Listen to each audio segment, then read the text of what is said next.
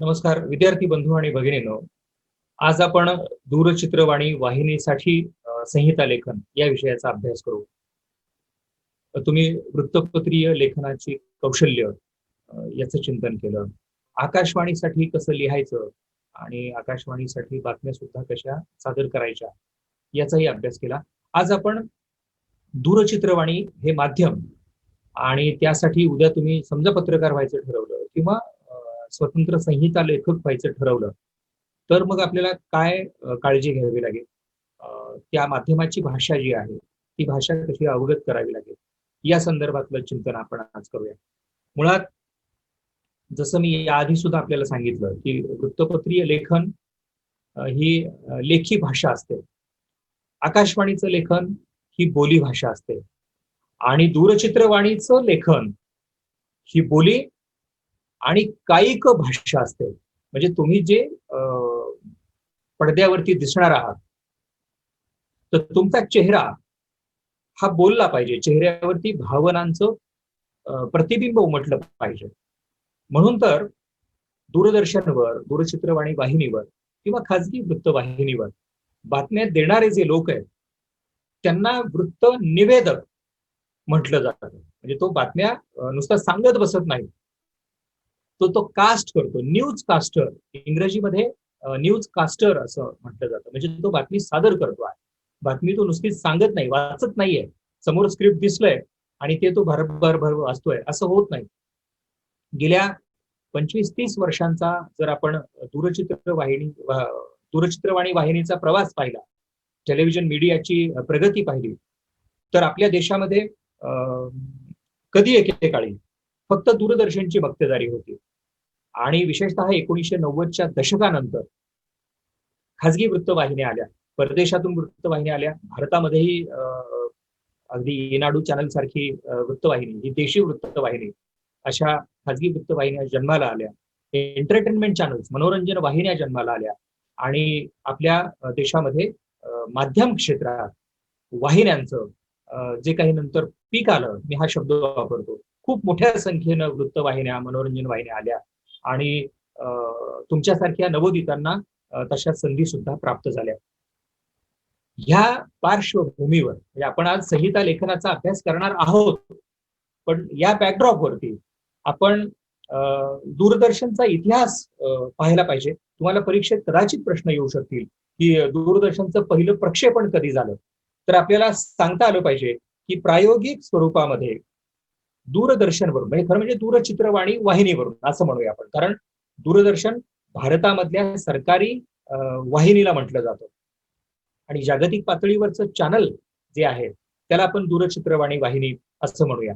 तर जागतिक पातळीवरचं दूरचित्रवाणी वाहिनीवरचं पहिलं प्रक्षेपण हे 1920 साली अमेरिकेमध्ये झालं होतं.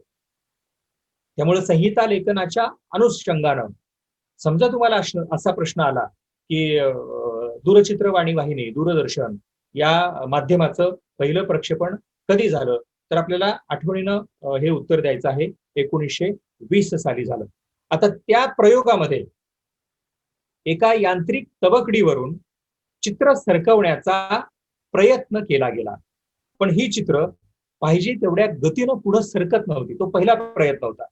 मग पुन्हा 1923 साली टेलिव्हिजन ट्यूबचा शोध लागला, ज्याला आपण पिक्चर ट्यूब म्हणतो ना. म्हणजे आता तुम्हाला ती दिसत नाही कारण आता डिजिटल टीव्ही झाला, एलईडी टीव्ही झाला, परंतु तुमच्या आई बाबांच्या काळामध्ये असा मोठा डबा असायचा, मागच्या बाजूनं आकार मोठा होत गेलेला डबा, समोर चित्र दिसतंय पण त्या पडद्याच्या मागे टीव्ही सेटच्या आतमध्ये मोठी पिक्चर ट्यूब असायची, नंतर त्याचं इलेक्ट्रॉनिक सर्किट असायचं. तर त्या पिक्चर ट्यूबचा शोध 1923 साली लागल्यानंतर इलेक्ट्रॉनिक कॅमेरा आणि दूरदर्शनची चित्र ग्रहण करणाऱ्या यंत्रणेचा शोध लागला, ग्रास्पिंग. 1930 साली न्यूयॉर्कमध्ये एनबीसी म्हणजे नॅशनल ब्रॉडकास्टिंग कॉर्पोरेशन हे दूरचित्रवाणी केंद्र आणि लंडनमध्ये बीबीसी म्हणजे ब्रिटिश ब्रॉडकास्टिंग कॉर्पोरेशन हे दूरचित्रवाणी केंद्र सुरू झालं. मी इतिहास तुम्हाला यासाठी मुद्दामून सांगतो आहे की जे माध्यम आपल्याला समजून घ्यायचंय संहिता लेखनासाठी त्याचा जन्म कसा झाला, त्याची तांत्रिक प्रगती कशी झाली, हे आपल्या जनरल नॉलेज साठी म्हणून आवर्जून आपल्या पेज बास्केटमध्ये असलं पाहिजे. आपल्या स्मरणात या गोष्टी राहिल्या पाहिजेत की 1945 ते 1955 या दशकामध्ये अमेरिका, कॅनडा, जपान आणि युरोपातल्या देशांनी अतिशय वेगानं प्रगती केली आणि लाखो लोकांपर्यंत आपले कार्यक्रम पोहोचवणारी यंत्रणा विकसित केली. दूरचित्रवाणी वाहिनीची यंत्रणा विकसित केली. 1962 साली अली बर्ड हा पहिला उपग्रह सोडला गेला आणि त्याद्वारे प्रसारण सुरू झालं, प्रक्षेपण सुरू झालं. 1965 साली इनसाल्ट आणि 1971 साली इंटर स्पुटनिक हे 2 आंतरराष्ट्रीय उपग्रह सोडले गेले. या उपग्रह अवकाशात जाण्यामुळं दूरचित्रवाणी वाहिन्यांच्या क्षेत्रामध्ये अक्षरशः चमत्कार घडला. तरी आज खरं म्हणजे 120हून कशाला 150हून अधिक देशांमध्ये आपापली प्रक्षेपण केंद्र अशा उपग्रहांना जोडून आहेत आणि या उपग्रहांमुळं खरं म्हणजे सगळं जग जवळ आलं. आता आपण भारताच्या संदर्भात जर दूरदर्शनचा, दूरचित्रवाणी वाहिनी या क्षेत्राचा प्रवास कसा झाला, प्रगती कशी झाली हे समजून घ्यायचं झालं तर भारतामध्ये दूरदर्शनची सुरुवात ही 1959 साली झाली. 15 सप्टेंबर 1959 या दिवशी पहिल्यांदा फिलिप्स इंडिया या कंपनीनं सरकारला एक कमी खर्चाचा प्रक्षेपक बसवून दिला आणि हा प्रक्षेपक आणि अमेरिकेनं केलेली मदत यामुळं समाज शिक्षणाचं ध्येय डोळ्यासमोर ठेवून एक प्रायोगिक स्वरूपाचं दूरदर्शन केंद्र भारतामध्ये सुरू झालं. बंधू आणि भगिनींनो, भारतातल्या दूरदर्शनच्या पहिल्या कार्यक्रमाची निर्मिती महाराष्ट्राचं लाडकं व्यक्तिमत्व असा ज्यांचा उल्लेख साहित्य क्षेत्रामध्ये झाला त्या पु ल देशपांडे यांनी केले होते. त्यांना भारत सरकारनं दूरचित्रवाणी कार्यक्रम निर्मितीचे प्रशिक्षण घेण्यासाठी लंडनमध्ये BBC मध्ये पाठवलं होतं आणि ऑगस्ट 1965 पासून मनोरंजन आणि माहिती देणारे कार्यक्रम दूरदर्शनवरून सुरू झाले. त्याचबरोबर समाज शिक्षणाचे कार्य सुद्धा दूरदर्शननं करावं अशी अपेक्षा व्यक्त केली गेली. 1970 साली कार्यक्रमाचा वेळ वाढवून 3 तास करण्यात आला. त्यात बातम्या आणि माहिती देणारे कार्यक्रम, मनोरंजनाचे कार्यक्रम, कृषी विषयक कार्यक्रम असं वैविध्य आणलं गेलं आणि दूरदर्शनच्या मुंबई केंद्राची सुरुवात 2 ऑक्टोबर 1972 रोजी झाली. हा प्रवास पुढे पुढे खूप विकसित होत गेलेला आहे. 1976 साली प्रथमच दूरदर्शनवर जाहिराती झळकल्या आणि मग या माध्यमाचं नंतर व्यापारीकरण सुद्धा सुरू झालं. आज जाहिरातींनी खाजगी दूरचित्रवाणी वाहिन्या तर व्यापलेल्याच आहेत, पण तुम्ही दूरदर्शनचंही जर निरीक्षण केलं तर दूरदर्शनवर सुद्धा जाहिरातींनी अनेक कार्यक्रम व्यापून टाकलेले आहेत. आणि आता शिक्षणाच्या बरोबरीनं म्हणजे दूरदर्शन हे मूलतः सरकारद्वारे चालवलं जाणारं माध्यम आहे. पण या माध्यमामध्ये प्रारंभीच्या काही दशकांमध्ये की दूरदर्शननं शिक्षण या क्षेत्रावर भर द्यावा अशी अपेक्षा जी व्यक्त केली गेली होती ती नंतर तुम्ही मनोरंजनही करा, रंजन मनोरंजनही करा, दूरदर्शनवर रंजन मनोरंजनाचे कार्यक्रम झाले पाहिजे असं केंद्र सरकारनं ठरवलं आणि 1982 साली भारतामध्ये रंगीत प्रक्षेपणाची सुरुवात झाली. त्याच साली राष्ट्रीय प्रसारण सुद्धा सुरू झालं. त्यावरून दिल्ली इथं झालेल्या एशियाड खेळांचं प्रक्षेपण सर्व भारतभर करण्यात आलं. 1983 साली भारताचा दुसरा उपग्रह यशस्वीपणे अवकाशात झेपावला आणि 1984 साली हम लोग ही पहिली दूरदर्शन मालिका प्रसारित करण्यात आली. त्यावेळी त्या मालिकेचं खूप कौतुक झालं, खूप अप्रूप होतं. दूरदर्शनचे कार्यक्रम प्रक्षेपित करणाऱ्या लघु प्रक्षेपण क्षेत्रांची संख्या आता 1000 वर गेलेली आहे. म्हणजे 500, 600, 1000 अशा पटीत ते सगळं नंतर वाढत गेलं आणि जवळजवळ खरं म्हणजे 85 ते 95% लोकांपर्यंत दूरदर्शनचे कार्यक्रम पोहोचले. आज तर आपल्याला असं म्हणावं लागेल की 100% लोकांपर्यंत पोहोचलेले. याचं कारण असं की विशेषतः मोबाईलची जी क्रांती झाली त्यामुळं तुमच्या मुठीमध्ये दूरदर्शन, दूरचित्रवाणी वाहिन्या हे सगळं आलेलं आहे आणि आपला देश हा आंतरजालानं म्हणजे इंटरनेटनं जसं जोडलेला आहे, मोबाईल नेटवर्कनं जसा जोडलेला आहे, घराघरामध्ये आपल्याला रेडिओ दिसतो आणि आता मोबाईलमध्ये सगळंच आहे. रेडिओ आहे, टीव्ही आहे, तुम्ही म्हणाल ते आहे, युट्यूब आहे, फेसबुक आहे. अशा अर्थानं या माध्यम क्षेत्राचा जो प्रवास आहे तो कसा कसा विकसित होत गेला हे आपण प्रारंभीचा टप्पा म्हणून म्हणजे ज्या क्षेत्रात आपल्याला लेखनाचं काम करायचं आहे त्या क्षेत्राची तांत्रिक माहिती किमान प्राथमिक पातळीवर आपल्याला झाली पाहिजे या भूमिकेतून हा तपशील मी आपल्याला सांगितला. मुळात शिक्षणासाठी सुरू झालेलं दूरदर्शन मनोरंजन क्षेत्रामध्ये पुढे गेलं. शैक्षणिक क्षेत्रातले कार्यक्रम मोठ्या प्रमाणात केले गेले. 1961 साली माध्यमिक पूर्व शाळेतील अभ्यासक्रमांवर आधारित शास्त्राविषयीचे कार्यक्रम सुरू झाले.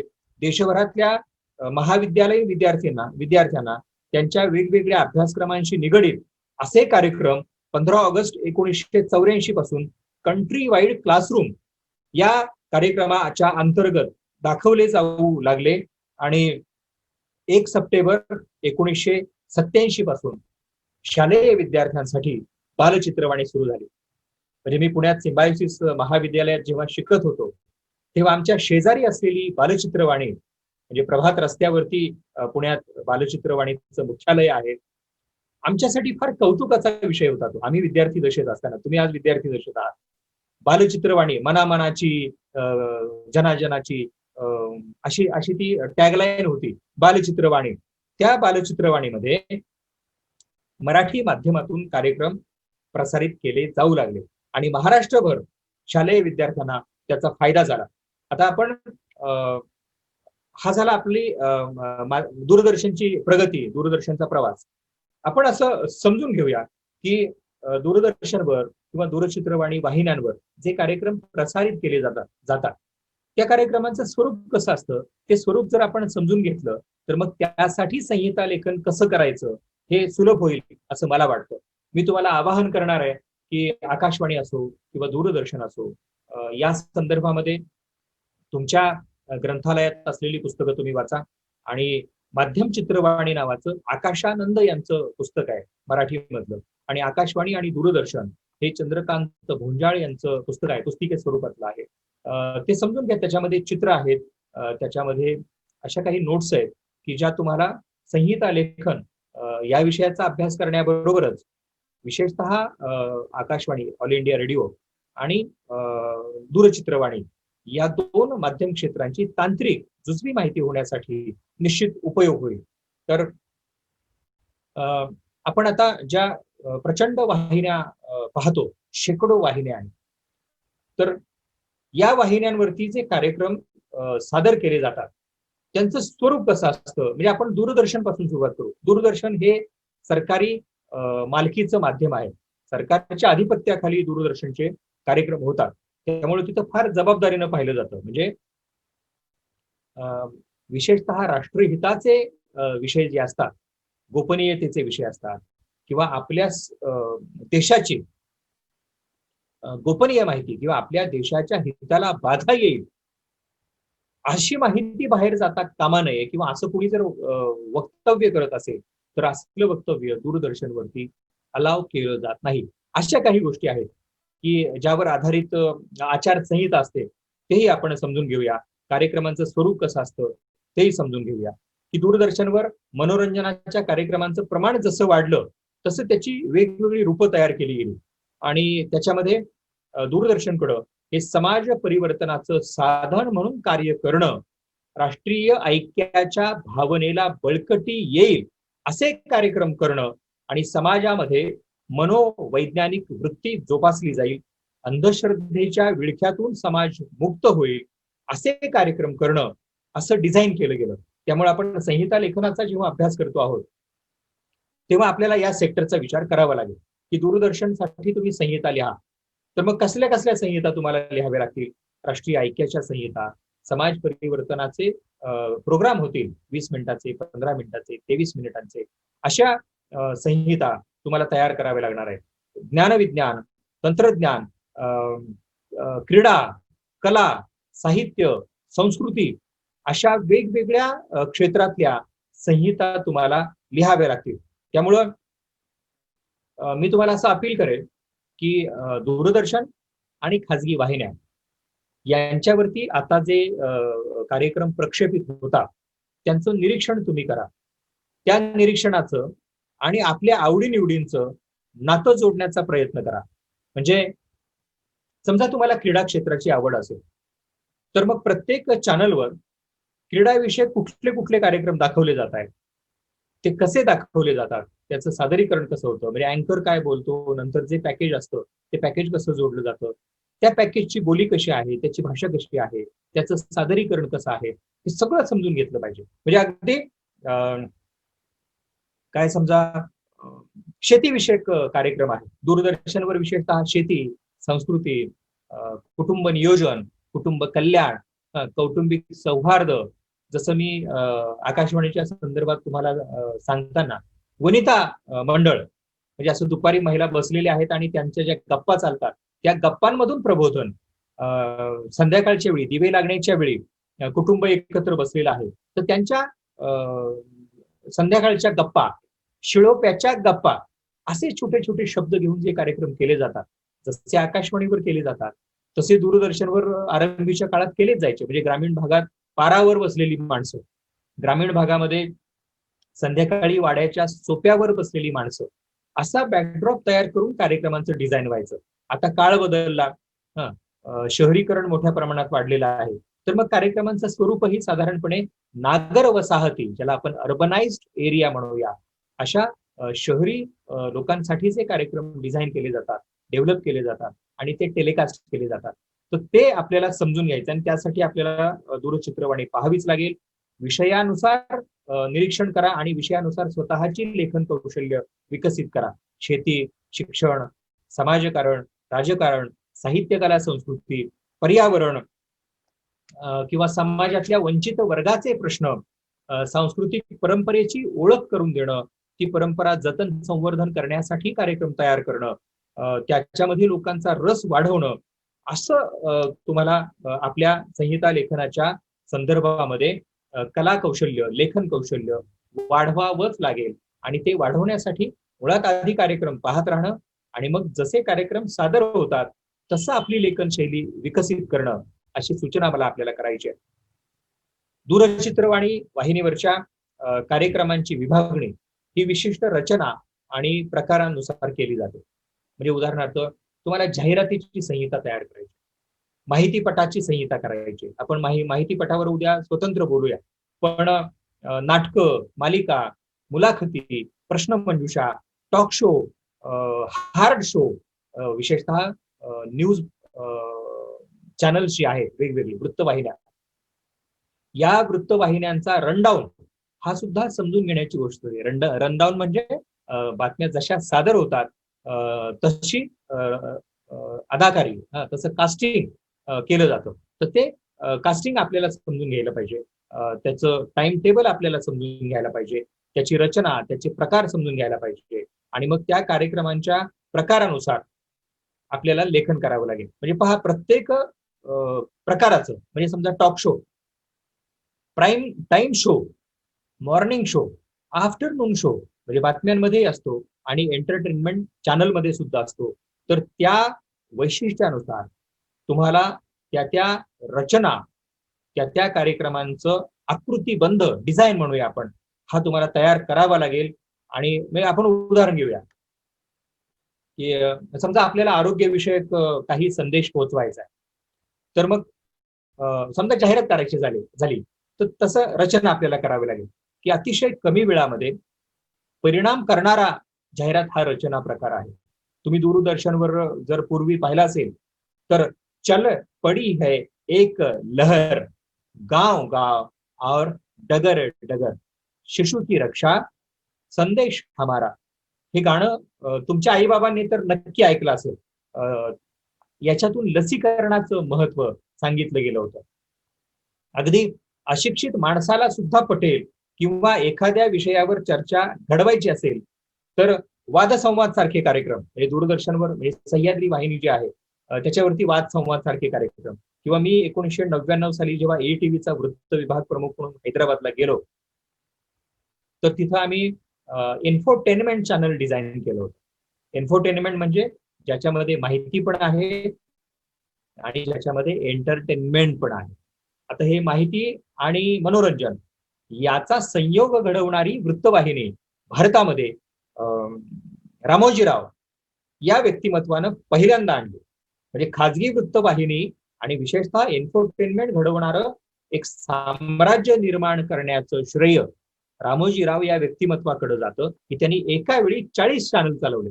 मराठी, हिंदी, उर्दू, कन्नडा, उरिया, बेंगॉली अशा वेगवेगळ्या भागातल्या, म्हणजे मी तर जेव्हा 99 ला गेलो, पहिल्या फटक्यात रामोजीराव यांनी 11 चॅनल चालू केले होते, ज्या भाषांचा आता मी प्रादेशिक भाषांचा उल्लेख केला. आणि हिंदीमध्ये सुद्धा त्यांनी जसं आपल्याकडे खानदेशी वेगळी आहे, वैदर्भीय मराठी वेगळी आहे, पुण्याची पश्चिम महाराष्ट्राची मराठी वेगळी आहे, तसं हिंदीमध्ये सुद्धा बेल्ट आहेत वेगवेगळे. म्हणजे बिहारची हिंदी वेगळी, उत्तर प्रदेशची वेगळी, राजस्थानची वेगळी, मध्य प्रदेशची वेगळी. तर असं हिंदीमधल्या सुद्धा 4 प्रादेशिक भाषेतल्या वाहिन्या रामोजीराव यांनी सुरू केल्या होत्या.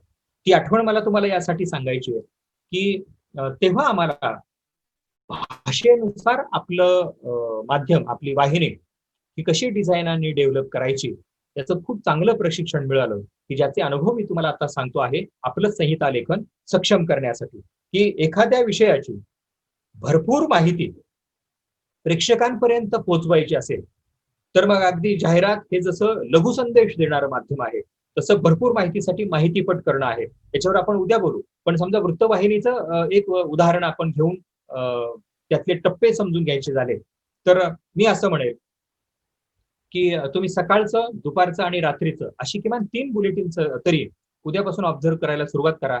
परीक्षेपर्यंत तुमचं स्वतःचं एक निरीक्षण तयार होईल, ज्याला मॉर्निंग बँड म्हणतात, आफ्टरनून बँड म्हणतात किंवा इव्हिनिंग प्राईम टाइम बँड म्हणतात. म्हणजे दूरदर्शन किंवा दूरचित्रवाणी वाहिन्या यांचे कार्यक्रम पाहण्याची श्रोत्यांची किंवा दर्शकांची एक सवय असते. आणि ती सवय ही साधारणपणे वेळेनुसार, म्हणजे लोकांना सकाळी प्रसन्न कार्यक्रम हवे असतात. छान बासरी वाजते आहे, छान मंगलध्वनी सुरू झालेला आहे आणि भीमसेन जोशींचं गाणं, पंडित जसराजजींचं गाणं, कुमार गंधर्वांचं गाणं किंवा उठी उठी गोपाला असं काहीतरी ऐकायला, बघायला आवडतं. त्यामुळे तुम्ही जर निरीक्षण केलं तर दूरचित्रवाणी वाहिन्या, अगदी न्यूज चॅनल्स असो किंवा एंटरटेनमेंट चॅनल असो, सकाळच्या वेळी ते कधीही घात, अपघात, गुन्हेगारी, हिंसा असं अजिबात दाखवत नाही.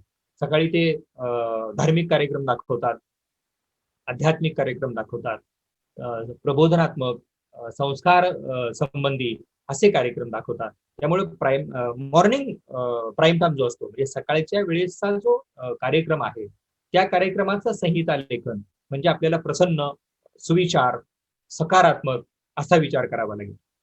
जसा जसा दिवस पुढे जातो, म्हणजे 10च्या दरम्यान जर तुम्ही ऑब्झर्व्ह केलं तर 10च्या किंवा 11च्या दरम्यानचे कार्यक्रम हे साधारणपणे ऑफिसला निघालेल्या लोकांना माहिती होऊ शकेल, जाता जाता त्यांनी 5 मिनिटं जरी पाहिलं तरी काहीतरी इन्फॉर्मेशन मिळेल असं बातम्यांमध्येही सांगितलं जातं. किंवा प्रोग्रामिंग जे आहे, एंटरटेनमेंट प्रोग्रामिंग, त्याच्यातही तसाच कार्यक्रम टेलिकास्ट केला जातो. त्यामुळे आपल्याला 10-11च्या दरम्यान तशा संहिता तयार कराव्या लागतात. दुपारी 12, 1, 2, 3 हा जो टाइम आहे तो कोणतीही दूरचित्रवाणी वाहिनी ही साधारणपणे वुमेन ओरिएंटेड प्रोग्राम तयार करते, महिलांचे कार्यक्रम. मग महिलांना आवडतील अशा बातम्या, महिलांना आवडतील असे विषय छोट्या छोट्या कार्यक्रमांच्या मधून. एंटरटेनमेंट चॅनलमध्ये जर तुम्ही निरीक्षण केलं तर रात्रीच्या कौटुंबिक मालिका दाखवल्या जातात प्राईम टाइम मध्ये. त्या सगळ्या मालिकांचा रिटेलिकास्ट, पुनर्प्रक्षेपण हे दुपारच्या वेळेमध्ये केलं जातं. का? कारण संध्याकाळी गृहिणी ही काय जेवण तयार करण्यामध्ये, नंतर कुटुंबियांना जेवण वाढण्यामध्ये व्यस्त असते. त्यामुळे तिला ते कार्यक्रम पाहायला मिळतातच असं नाही. मिळाले तरी मग इकडे एका बाजूला पोळ्या लाटण्याचा कार्यक्रम चालू आहे, कुकरवर भात टाकलेला आहे कुकरमध्ये, आणि अधूनमधून जसं काही जमेल तसं प्राईम टाइम मधल्या काही कब किसकी क्या थी असले सगळे मालिका बघण्याचा कार्यक्रम सुरू आहे. पण तरी सुद्धा संध्याकाळी नीट बघता येत नाही. म्हणून या महिला वर्गासाठी दुपारी ते सगळे कार्यक्रम रिटेलिकास्ट केले जातात. आता ते सगळे कार्यक्रम कसे असतात? साधारणपणे 4घांचं किंवा 6 जणांचं कुटुंब दाखवलं जातं. मग त्या कुटुंबातले जे काही हिंदोळे आहेत, भावभावनांचे हिंदोळे, त्याच्यावर आधारित प्रोग्रामिंग केलं जातं. त्यामुळे आपण संहिता लेखक या नात्यानं हे सगळे बँड, टाइम बँड समजून घेऊया आणि त्यानुसार त्या त्या टाइम बँडचं जे गुणवैशिष्ट्य आहे तशा संहिता आपल्याला तयार करायच्या आहेत. असा अभ्यास आपल्याला करायचा आहे. आणि जसा वेळ पुढे सरकतो, संध्याकाळी 5-6ची वेळ असेल, तर तिथेही पुन्हा ज्याला आपण संक्षिप्त बातम्या न्यूज चॅनल्सवर किंवा एंटरटेनमेंट असेल, तर तिथं सुद्धा साधारणपणे ज्येष्ठ नागरिकांसाठी म्हणजे नुकतीच त्यांची वामकुक्षी संपलेली आहे, आजोबांची म्हणा, काकांची म्हणा, मामांची म्हणा, आणि ते उठून इव्हिनिंग वॉकला जायच्या तयारीत आहे, पण जाता जाता काहीतरी बघायचंय बुवा, तर यांच्यासाठी असे कार्यक्रम दिले जातात ज्याच्यामध्ये आरोग्यविषयक टिप्स असतील किंवा क्रीडाविषयक कार्यक्रम असतील. हे 5:30-6च्या दरम्यान असतात आणि 7 नंतर सुरू होतो तो प्राईम टाइम. आपण न्यूज चॅनलचं उदाहरण घेऊया. तर दिवसभरात घडलेल्या सगळ्या घटनांचं एक असं परफेक्ट असं बुलेटिन. काय घडलं नेमकं दिवसभरामध्ये? मग त्या 4-5-6 हेडलाईन्स आणि त्याच्यानंतर 23 मिनिटांचं रॅपअप बुलेटिन, की जे एका पाठोपाठ एक वेगात बातम्या सांगत जातं आणि जे दिवसभर बाहेर असलेले लोक असतात त्यांना तेवढं बातमीपत्र बघितलं तरी साधारणपणे करंट अफेअर समजून जातं. आता हे करंट अफेअर कसं सादर केलं जातं? संध्याकाळी 7:30-8 वाजता बातम्या सांगून झाल्यानंतर मग त्या बातम्यांवर चर्चा कशी घडवली जाते, डिबेट कसं घडवलं जातं, त्या डिबेटचा आशय कसा विकसित केला जातो, याचं निरीक्षण तुम्ही करा. ते निरीक्षण करणं म्हणजे आपली संहिता क्षमता वाढवणं. तर म्हणून तुम्ही हे समजून घ्या की मुलांसाठी, महिलांसाठी, तरुणांसाठी, ज्येष्ठ नागरिकांसाठी आणि एकूण कुटुंब व्यवस्थेसाठी कुठल्या वेळी कुठले कार्यक्रम दाखवले जात आहेत आणि मग ते कार्यक्रम बघत असताना तुम्ही तुमची लेखनशैली विकसित करायची आहे. ती कशी करायची आहे? माझं तुम्हाला आवाहन आहे की पेपर आपल्या समोर, जे वृत्तपत्र जेव्हा आपल्या समोर येतं तेव्हा त्या वृत्तपत्रामधल्या बातम्या ह्या मोठमोठ्या वाक्यांच्या असतात. पण दूरचित्रवाणी वाहिन्यांवर, मग ते न्यूज असोत किंवा एंटरटेनमेंट असो, निरीक्षण करा. अतिशय छोटी छोटी वाक्य आणि त्याच्यातून समजा मनोरंजनाचा कार्यक्रम असेल तर मग त्यात विनोद निर्मिती असते, थरार असतो, राग, लोभ, द्वेष, मद, मोह, मत्सर अशा सगळ्या षडरिपूंचं अभिनयाच्या अंगानं दर्शन होऊ शकेल असं ते सुंदर प्रदर्शन असतं. त्याला आपण सादरीकरण म्हणतो. या सादरीकरणामध्ये तुम्हाला मानवी जीवनाच्या भावभावनांचं सगळं असं ओतावं लागतं. भावभावना ओतायच्या आहेत आणि मग त्या भावना लोकांपर्यंत नीट पोहोचविण्यासाठी आपले शब्द हे त्या त्या विषयाला अनुसरून प्रसवले पाहिजे. म्हणजे संहिता तयार झाली पाहिजे, शब्द तयार झाले पाहिजे आणि त्यातून मग समोरचा जो दर्शक आहे तो खिळून राहिला पाहिजे. टीआरपी नावाची जी गोष्ट असते, टेलिव्हिजन रेटिंग पॉइंट, याचा आणि संहितेचा फार जवळचा संबंध आहे. तुमच्या लेखनात दम असेल तर त्या मालिकेत दम येतो आणि मालिकेत दम असेल तर मग ते चॅनल त्या टीआरपीच्या स्पर्धेमध्ये नंबर 1 होऊन जातं.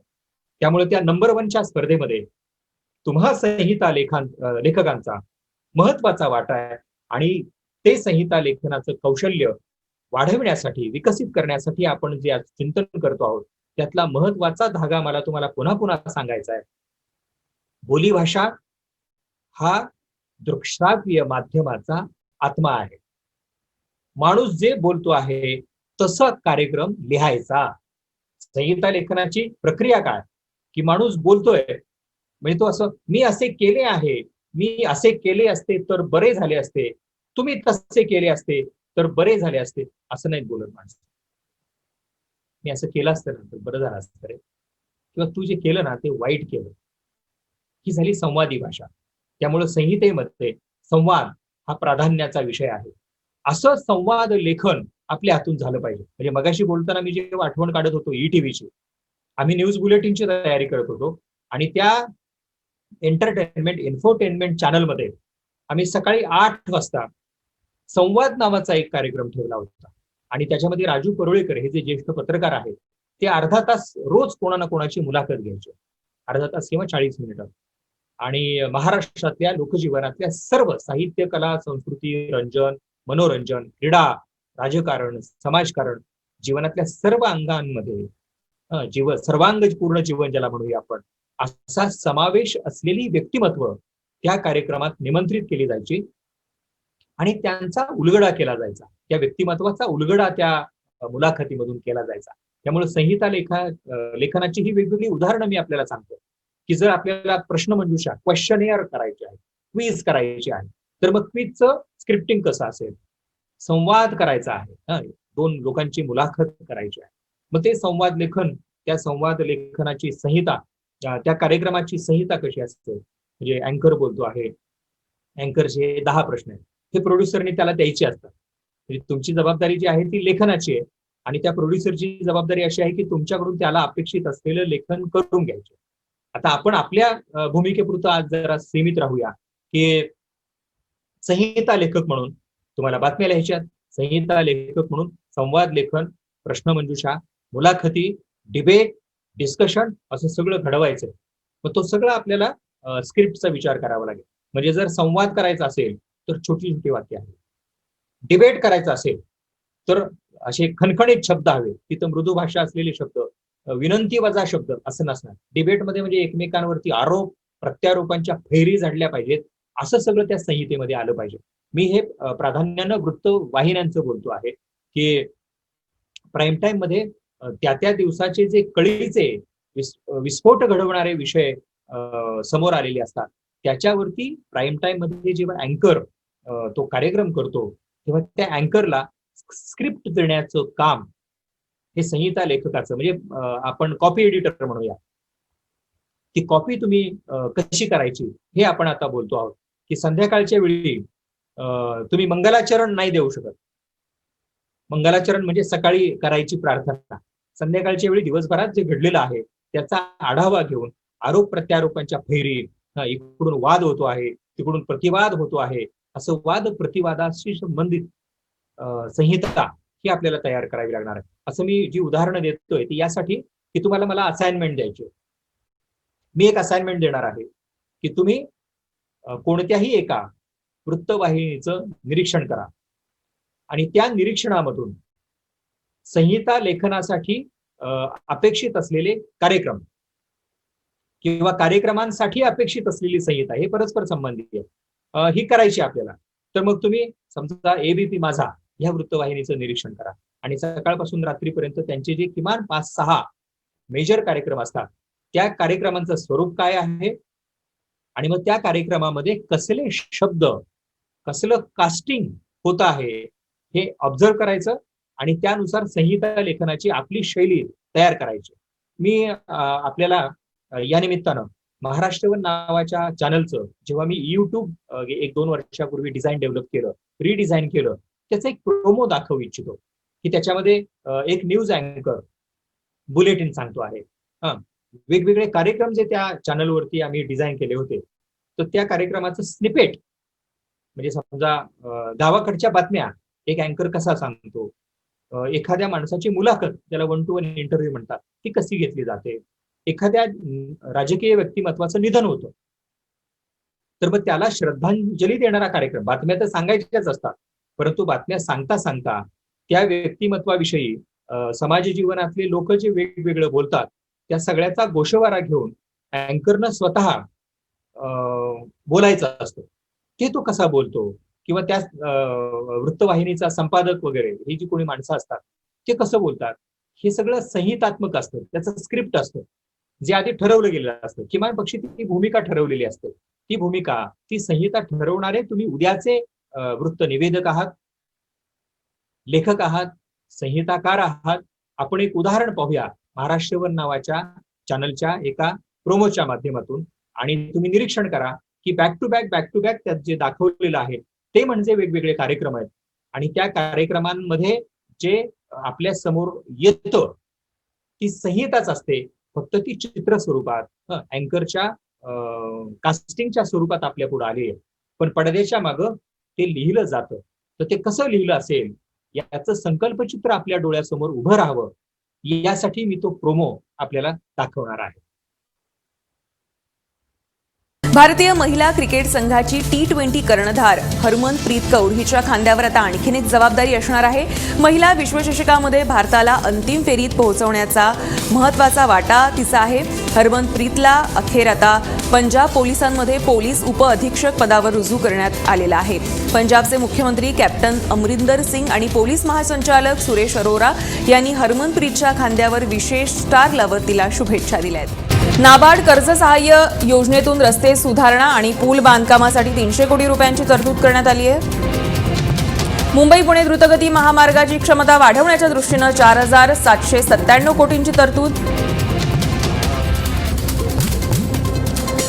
त्याचप्रमाणे वर्सोवा वांद्रे सागरी सेतूसाठी 7,502 कोटींची कामासाठी मंजुरी देण्यात आलेली आहे. समृद्धी महामार्ग प्रकल्पाचं काम एप्रिल 2018 मध्ये सुरू होणार असून हा महामार्ग 30 महिन्याच्या आत पूर्ण होईल असं देखील अर्थमंत्र्यांनी सांगितलेलं आहे. मुंबई उपनगरीय रेल्वे सेवांसंदर्भात सुधारणा करण्याकरता मुंबई नागरी परिवहन प्रकल्पाकरता 3ऱ्या टप्प्यासाठी भरीव तरतूद अर्थसंकल्पामध्ये करण्यात आली आहे. थोर पुरुषांचं साहित्य वेब पोर्टलद्वारे प्रकाशित करण्यात येणार आहे आणि त्यासाठी 4 कोटींची तरतूद अर्थसंकल्पामध्ये करण्यात आलेली आहे. रस्ते विकासासाठी 10,000 कोटींची तरतूद. त्या प्रत्येक वेळी देवेंद्र फडणवीस आपल्या मांडणीमध्ये आम्ही शाश्वत विकासावर भर देत आहोत अशी भूमिका मांडायचे. त्याचंच एक प्रतिबिंब आपल्याला आजच्या अर्थसंकल्पामध्ये उमटताना दिसलं. शेतीपासून सहकारापर्यंत, उद्योगापासून शिक्षणापर्यंत किंवा सामान्य माणसाच्या सक्षमीकरणासाठी त्यांनी शाश्वततेचा जो मुद्दा पुन्हा पुन्हा वेगवेगळ्या पैलूंनी सांगण्याचा प्रयत्न केला.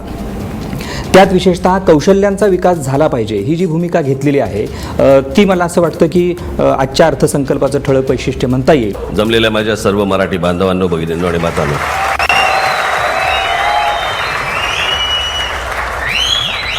आता ज्या पुस्तकाचं प्रकाशन झाले 3 पुस्तकं, मला असं वाटतं खाली स्टॉल लागलाय, वाटतं त्याचा खाली स्टॉल लागलाय.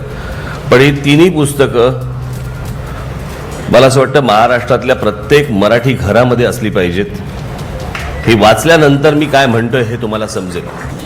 I, Sri Sudeep Roy Burman, do swear in the name of God that I will bear true faith and allegiance to the Constitution of India as by law established, that I will uphold the sovereignty and integrity of India, that I will faithfully and conscientiously discharge my duties as Minister for the State of Tripura, and that I will do right to all manner of people in accordance with the Constitution and the law without fear or favor, affection or ill will. जय और पराजय बहुत स्वाभाविक होते हैं और यही तो लोकतंत्र की ब्यूटी है. लेकिन राजनीतिक दलों को विजय को पचाना जितना जरूरी होता है, उतना ही पराजय के प्रति स्पोर्ट्समैन स्पिरिट होना भी बहुत आवश्यक होता है. आता राहुल गांधीच्या अध्यक्षतावरती एक प्रश्न निर्माण झालेला आहे की राहुल गांधींनी अध्यक्षता घेतल्यानंतर 5 राज्याची इलेक्शन झालेले आहे आणि हे 5 मध्ये राहुल गांधीचा स्कोर 5-0 झालेला आहे. म्हणून 2019 मध्ये जे एक म्हणतो की एक मोर्चा कोण लीड करणार हे सगळ्यात मोठा प्रश्न झालेला आहे. आणि आता सगळ्यात मोठा प्रश्न आहे की आपला अखिलेश पुढे येणार की ममता बॅनर्जी पुढे येणार की शरद पवार पुढे येणार. हे सगळे लोकल सत्राप्स आहेत. त्यांच्या पण आजची तारीखमध्ये लोकल सत्रापची पोझिशन खूप खास अशी कन्सॉलिडेटेड नाही. अनेकडील राज्यांमध्ये आपलं अस्तित्व टिकवण्यासाठी काँग्रेसला मेघालयमधला विजय हा महत्त्वाचा आहे. त्यानुसार मेघालयमध्ये सध्या काँग्रेस याला 21 जागा मिळालेल्या आहेत. भाजप आणि काँग्रेसमध्ये इथं मुख्य लढत होती. गेल्या 10 वर्षांपासून काँग्रेसची मेघालयवर सत्ता आहे. मेघालय विधानसभेमध्ये कोणत्याही पक्षाला स्पष्ट बहुमत मिळालं नसलं तरी काँग्रेस हा सर्वात मोठा पक्ष इथं आहे. भाजपही मित्रपक्षांच्या मदतीनं राज्यामध्ये सत्ता स्थापनेचा प्रयत्न करतोय आणि म्हणूनच खबरदारीचा उपाय म्हणून काँग्रेसचे ज्येष्ठ नेते शिलाँगला रवाना देखील झालेत. आणि महाराष्ट्र वनच्या सर्वच महिला प्रेक्षकांना या महिला दिनाच्या हार्दिक शुभेच्छा. लातूरमध्ये तृप्ती देसाई यांनी महिला दिनविषयी महिलांना जागृत होण्यासाठी सांगितलेलं आहे. अन्यायाविरुद्ध आवाज उठवा आता महिलांनी एकत्र येण्याची वेळ आहे असं देखील तृप्ती देसाई यांनी सांगितलेलं आहे। या संदर्भात त्यांच्याशी बातचीत केली आमचे रिपोर्टर विष्णू बुर्गे यांनी। भ्रूण हत्येचा तर प्रश्न आहे, महिला सुरक्षिततेचा जो प्रश्न आहे जो सध्या ऐरणीवर आहे, म्हणजे 4 वर्षाच्या मुलीवर पण बलात्कार होऊ शकतो आणि 40 वर्षाच्या मुलीवरही बलात्कार होतो। ही कुठंतरी मानसिकता बदलण्याची वेळ आलेली आहे। कोकणासह मुंबईमध्ये सुद्धा होळीची धूम पाहायला मिळते। मुंबईतल्या वरळी कोळी वाड्यामध्ये एक दिवस अगोदरच होळी साजरा करण्याची प्रथा आहे। यामध्ये सर्व कोळी बांधव पारंपरिक पद्धतीनं होळी साजरी करतात। सुरुवातीला एक झाड आणून त्याची पूजा केली जाते। यात महिला येऊन होळीची ओटी भरतात। नंतर वाजत गाजत मिरवणूक निघते। यात महिला आपल्या डोक्यावर घागरी घालतात। हीच परंपरा पुढे टिकावी यासाठी लहान मुलांना सुद्धा या होळीचं महत्त्व समजावून सांगतात। विशेष म्हणजे लहान मुलं देखील यात पारंपरिक वेशभूषा करून सहभागी होताना दिसतात। होळी बांधवांची होळीची पारंपरिक गीतं तर याचं आकर्षणच असतं। पक्षानं दिलेल्या वेगवेगळ्या संधींचं त्यांनी सोनं केलं। ज्या वेळोवेळी जबाबदाऱ्या मिळाल्या, एस टी महामंडळाचं सदस्यपद असो, वनमंत्रीपद असो, आमदारकीची पुन्हा पुन्हा 5 वेळा मिळालेली संधी असो, एक अपवाद वगळता त्यांनी 5 वेळा आमदारकी भूषवली। या सगळ्या वाटचालीमध्ये पतंगराव कदम हे ग्रामीण भागातल्या गरिबांच्या, कष्टकऱ्यांच्या पोरांसाठी, त्यांच्या अडचणींसाठी सतत धावून जायचे। त्यांच्या बरोबर पोरांनो तुम्ही शिकलं पाहिजे, मोठं झालं पाहिजे अशी भूमिका घ्यायचे आणि त्यांना सांगली कोल्हापूरच्या परिसरातून पुण्या मुंबईकडे अगदी हात धरून घेऊन यायचे। आग्रह करायचे की बाबांनो तुम्ही पुढं या, असं लोकांना पुढं आणण्याची भूमिका घेणारा नेता आज काळाच्या पडद्याआड गेलेला आहे। नागपूर इथं RSSची सभा सुरू आहे आणि या सभेमध्ये अमित शहा हे देखील या प्रतिनिधी सभेमध्ये आता उपस्थित आहेत। भाजपचे राष्ट्रीय अध्यक्ष अमित शहा हे राष्ट्रीय स्वयंसेवक संघाच्या प्रतिनिधी सभेमध्ये आज उपस्थित आहे। आज दिवसभर ते या प्रतिनिधी सभेमध्ये असणार आहे। 2019च्या लोकसभा निवडणुकीमध्ये सहकार्यासाठी संघ आणि संघ परिवारातील संघटनांनी भाजपला सहकार्य करावं यासाठी अमित शहा प्रतिनिधी सभेमध्ये विनंती करणार असल्याची शक्यता सूत्रांनी वर्तवली आहे। अमित शहा आज दिवसभर प्रतिनिधी सभेमध्ये उपस्थित राहणार आहेत। या दरम्यान परंपरेनुसार आणि भगिनीनो, तुम्ही तो प्रोमो पाहिला। आता जेव्हा मी प्रत्यक्ष फ्लोअरवर होतो महाराष्ट्र वन चॅनलच्या, त्या काळातलं मी केलेलं ते संकलन होतं, ते तुम्हाला दाखवलं। तुम्ही पाहिलं असेल अँकर बातम्या सांगते आहे, तुम्ही पाहिलं असेल की कोणीतरी कोणाची तरी मुलाखत घेत आहे, तुम्ही पाहिलं असेल की बाहेरून कोणीतरी बाईट देत आहे, लोकसंस्कृतीविषयक एखादी बातमी जी सादर होते, तेव्हा त्या अँकरचा वेश इथपासून ते अँकरची भाषा, देहबोली, खेड्यातलंच एक पोरग बसवलंय, त्याला जॅकेट दिलंय आणि तो ती गावाकडची सांस्कृतिक बातमी सादर करतो आहे। हे सगळं मला तुम्हाला दाखवण्यामागची भूमिका अशी होती की तुम्हाला पडद्यावरती जे दिसतं आहे, तर पडद्यावरचं आणि पडद्यामागचं काय असू शकतं की ज्याच्यामध्ये आपल्याला संहिता लेखनाच्या अंगानं अभ्यास करता येऊ शकतो। तुम्ही पहा, पडद्यावर आपल्याला न्यूज कास्टर दिसला, पडद्यावर आपल्याला राजकीय लोक त्यांची प्रतिक्रिया देत आहेत हे दिसलं, पडद्यावर आपल्याला पतंगराव कदम यांच्या निधनाच्या निमित्तानं त्या वृत्तवाहिनीच्या संपादकानं पतंगराव कदमांना वाहिलेली श्रद्धांजली दिसली, तुम्हाला कुठल्या तरी सांस्कृतिक कार्यक्रमाची अशी एक बातमी दिसली। याच्या मागं काय काय घडलेलं असेल, तर एक स्टोरी बोर्ड असतो, रनडाऊन ज्याला म्हणतात, स्टोरी बोर्ड ज्याला म्हणतात, तो तयार केला जातो। त्या दिवसाचा वेगळा स्टोरी बोर्ड असतो, त्या दिवसाचा वेगवेगळा रनडाऊन असतो।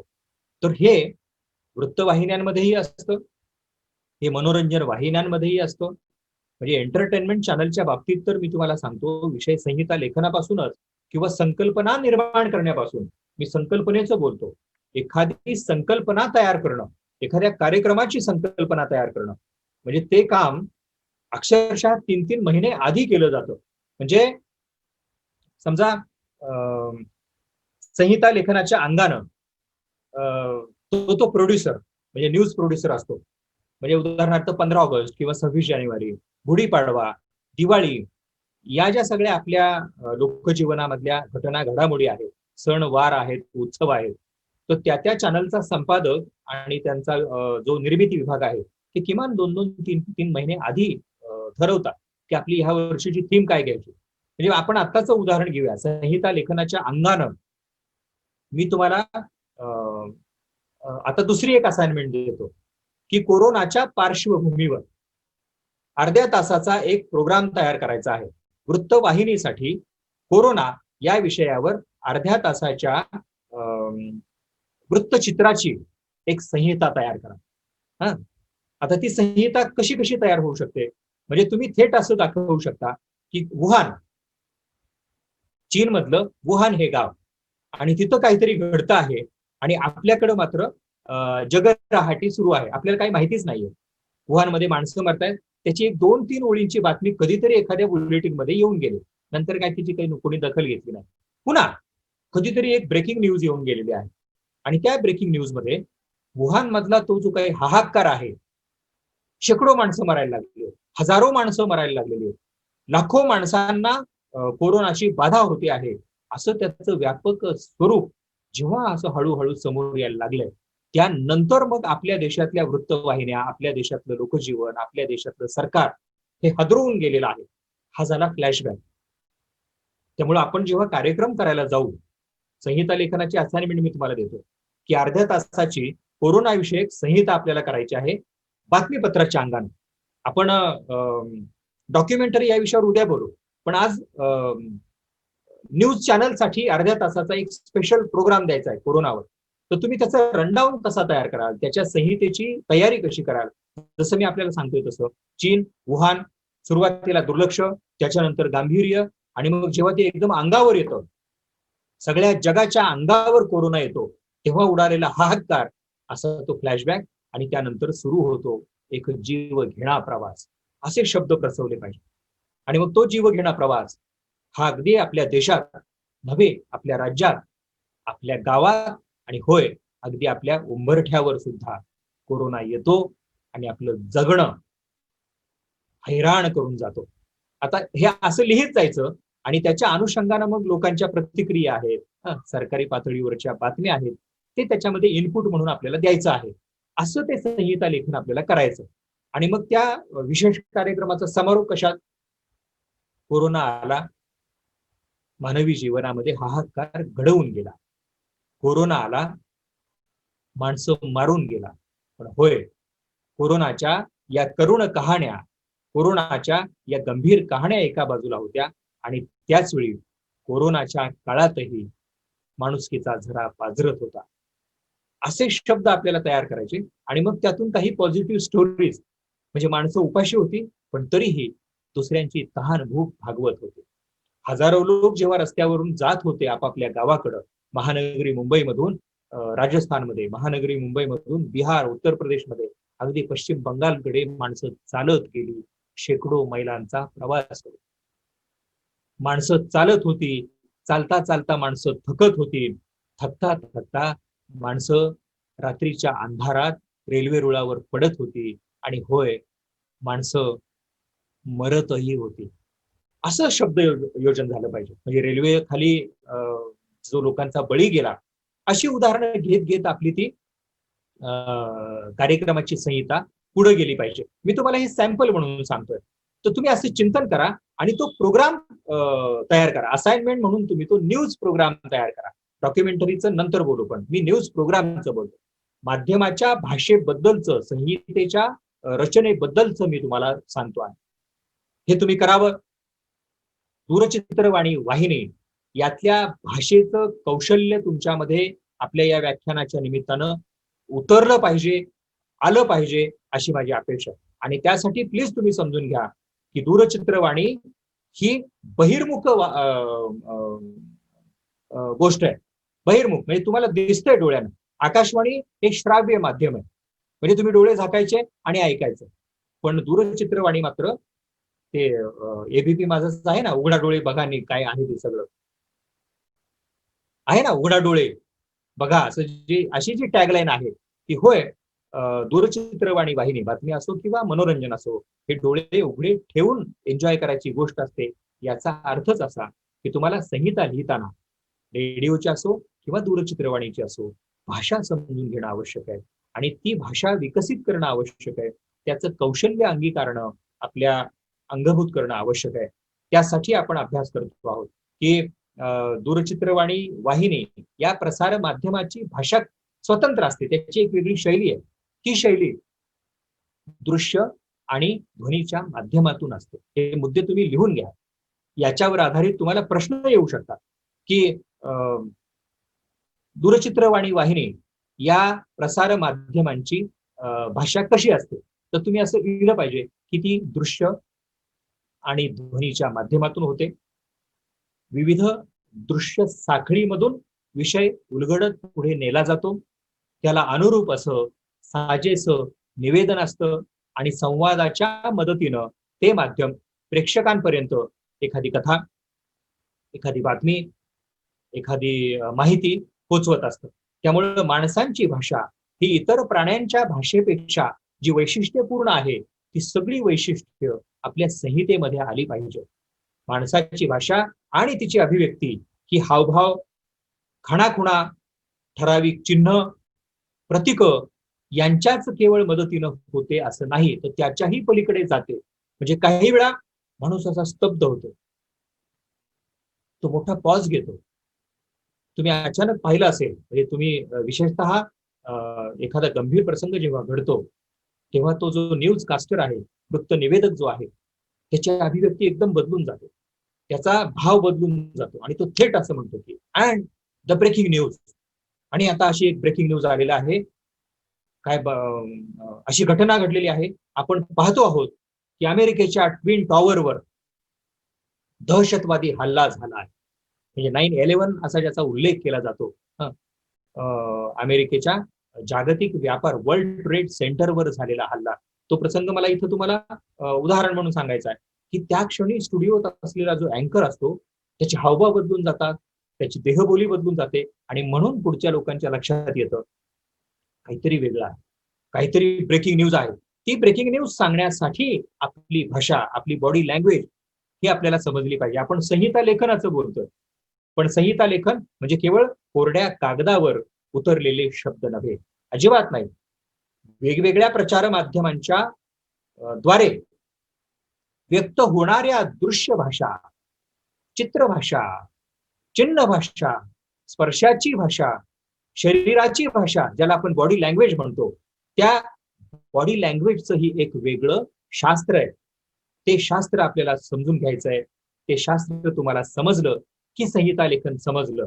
तुम्ही लक्षात घ्या, प्रसार माध्यमाचं सगळ्यात महत्वाचं भांडवल कुठलं असेल तर ते असतं कंटेंट, टेक्स्ट.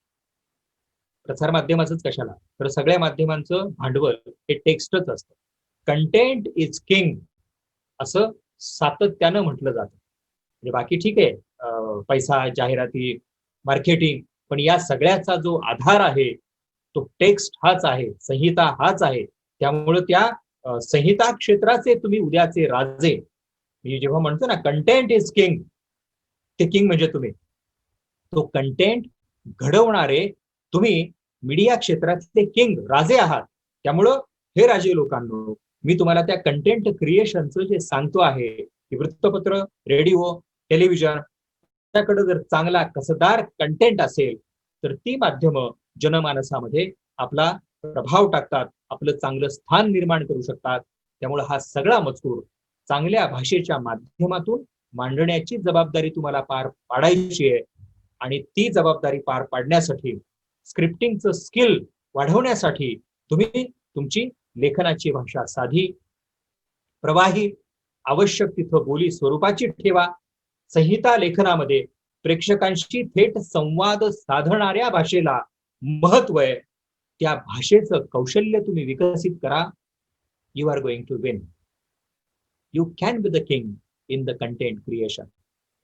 आपण आज इथं थांबूया आणि उद्या माहितीपट आणि माहितीपटांसाठी संहिता लेखन याविषयी संवाद करूया. थँक्यू.